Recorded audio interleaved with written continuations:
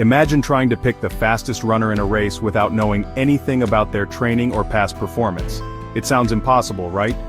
Now imagine trying to pick the best performing stocks in the entire stock market. That's the daunting task individual investors face when they try to beat the market. Luckily, there's a smarter way to invest building your own team of stocks through ETFs and index funds. These investment vehicles allow you to own a small piece of hundreds or even thousands of stocks, diversifying your risk and increasing your chances of success. Think of it like owning a small piece of every runner in the race. Even if one stumbles, the others can still carry you to the finish line. But what exactly are ETFs and index funds? How do they differ, and which one is right for you? Let's dive in and explore the world of these powerful investment tools. In the following sections, we'll demystify ETFs and index funds, compare their key differences, and empower you to make informed investment decisions. So buckle up, and let's embark on this exciting journey together. Both ETFs and index funds are designed to track the performance of a specific market index, such as the S&P 500 or the Dow Jones Industrial Average. Think of an index like a pre-selected basket of stocks representing a particular market segment. An index fund aims to hold the same stocks as its underlying index in the same proportions. It's like having a miniature version of the entire index within your portfolio. On the other hand, an ETF is similar to an index fund but trades on stock exchanges like individual stocks. This means you can buy and sell ETFs throughout the trading day, just like you would with shares of Apple or Amazon. Both ETFs and index funds provide instant diversification and offer a cost-effective way to invest in the stock market. However, some critical differences exist between the two, which we'll explore in the next section. One key difference between ETFs and index funds lies in how they are traded. ETFs, as mentioned earlier, are bought and sold on stock exchanges throughout the trading day. This provides flexibility, allowing you to react to market movements in real time. Conversely, index funds are typically bought and sold through mutual fund companies. You can purchase or redeem shares of index funds only once per day, at the net asset value calculated at the end of the trading day. Another significant difference is the fee structure. ETFs typically have lower expense ratios than index funds. The expense ratio represents the annual cost of owning the fund, expressed as a percentage of your investment. Lastly, minimum investment requirements can vary between ETFs and index funds. Some ETFs have low or no minimum investment requirements, making them accessible to beginner investors. In contrast, index funds may have higher minimum investment thresholds, particularly those offered by traditional mutual fund companies. Both ETFs and index funds fall under the umbrella of passive investing. This investment strategy involves tracking a specific market index instead of attempting to beat the market by picking individual stocks. Active stock picking, while tempting, often leads to disappointing results. Countless studies have shown that actively managed funds, run by highly paid professionals, struggle to outperform their benchmark indexes over the long term. Why is passive investing so effective? Firstly, it eliminates the emotional element of investing. By tracking an index, you are not swayed by short-term market fluctuations or the temptation to chase hot stocks. Secondly, passive investing minimizes costs. Actively managed funds charge hefty fees for their stock-picking expertise, which can eat into your returns.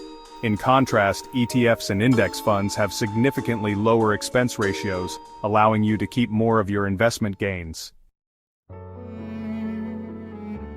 Section 5. ETFs for beginners, a stepping stone to success. For beginner investors, ETFs can be an excellent starting point. Their low minimum investment requirements, ease of trading, and low costs make them an accessible and attractive option. Moreover, ETFs offer instant diversification, allowing you to spread your risk across hundreds or even thousands of stocks with a single investment. This diversification helps mitigate losses and smooth out your investment journey. Furthermore, the real-time trading capabilities of ETFs provide flexibility, allowing you to adjust your portfolio quickly in response to market events or changes in your financial situation. While index funds share many of the benefits of ETFs, their higher minimum investment requirements and once-a-day trading limitations might not be as beginner-friendly as ETFs. Section 6. Example. Time. Comparing ETFs and index funds in action. Let's illustrate the difference between ETFs and index funds with a real-world example. Suppose you're interested in investing in the S&P 500, a stock market index tracking the performance of 500 large-cap U.S. companies. You could invest in an S&P 500 ETF such as the SPDR S&P 500 ETF, commonly known as SPY. This ETF trades on the stock exchange and has a low expense ratio, typically around 0.1% or less. Alternatively, you could invest in an S&P 500 index fund, such as the Vanguard 500 Index Fund Investor Shares, or VFINX. This index fund is purchased through Vanguard and has a slightly higher expense ratio, typically around 0.15%. Both options provide exposure to the S&P 500, but the ETF offers more flexibility and lower costs. However, the index fund might be a suitable option if you prefer a hands-off approach and plan to hold your investment for the long term. Section 7. Finding the right fit for your investment journey. Ultimately, the best choice between ETFs and index funds depends on your individual circumstances and investment goals. Consider your investment timeline, risk tolerance, and preferred level of involvement. If you're a long-term investor with a buy-and-hold strategy, both ETFs and index funds can be suitable choices. However, if you prefer more trading flexibility and lower costs, ETFs might be the better option. Remember, both ETFs and index funds offer a cost-effective and efficient way to participate in the stock market's long-term growth potential. No matter your choice, the key is to start investing early and consistently to harness the power of compound growth.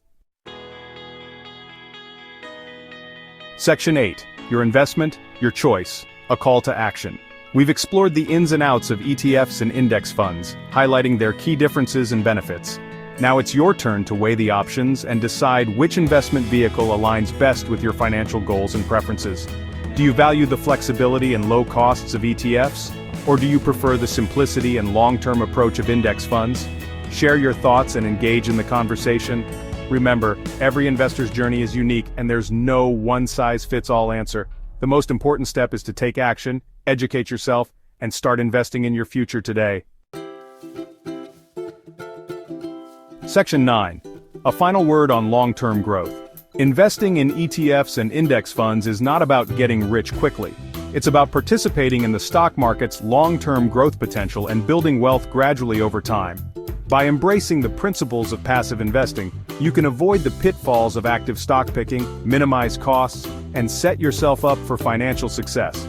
Remember, patience and consistency are your allies in this journey. Stay focused on your long-term goals and don't be swayed by short-term market fluctuations. Start investing today, and let the power of compound growth work its magic on your wealth. If you found this guide helpful, please like, subscribe, and share it with others.